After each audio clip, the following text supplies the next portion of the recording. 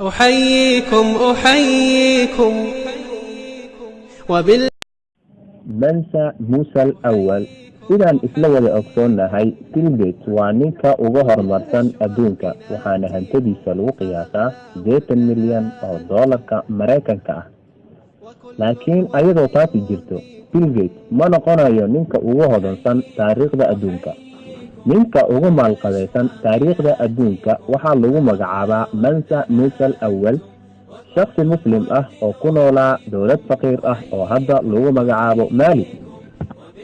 bartamihii qarnigii 14aad ee milaadiga waxay hantidiisu kor u dhaafaysaa qoyska Rothschild ee taariikhda dhamideed خلدي تغرد بين أهليكم wuxuu haystay dahab aan qiyaas lahayn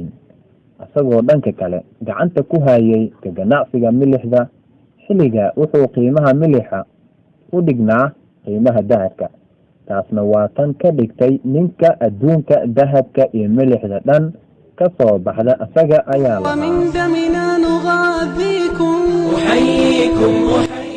waxaa lagu qiyaasi karaa baaxadda ay gaarayso hantidiisa safarkiisa xajka ee sanadkii 1324 milaadiga ku aaday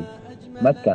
safarkiisii uu u kaxeeyay in ka badan 60,000 oo qof iyo 12,000 oo dad ka mid waxay sideen dahab waxayna dahabku ku qeybiyay dhulkii uu sii maray taasna waa tan keentay in qiimaha dahabka hoos u dhaco suuqyada caalamiga waqtigaas reer Yurub waxay la circiirayeen gaajo iyo dagaalo sokeeye sida oo kale Mansa Musa al-Awwal wuxuu ciidankiisa ku amri jiray in la dhiso masjid jimco walba balse 1337 ayuu geeriyooday Mansa Musa al-Awwal balse 1337 ayuu geeriyooday Mansa Musa al-Awwal waqtigan aan hadda joogno waxaa hantidiisa lagu qiyaasaa 400 milyan taas oo lagu qiyaaso hantida Bill Gates shanlaabkeeda وصاف الود ناسقيكم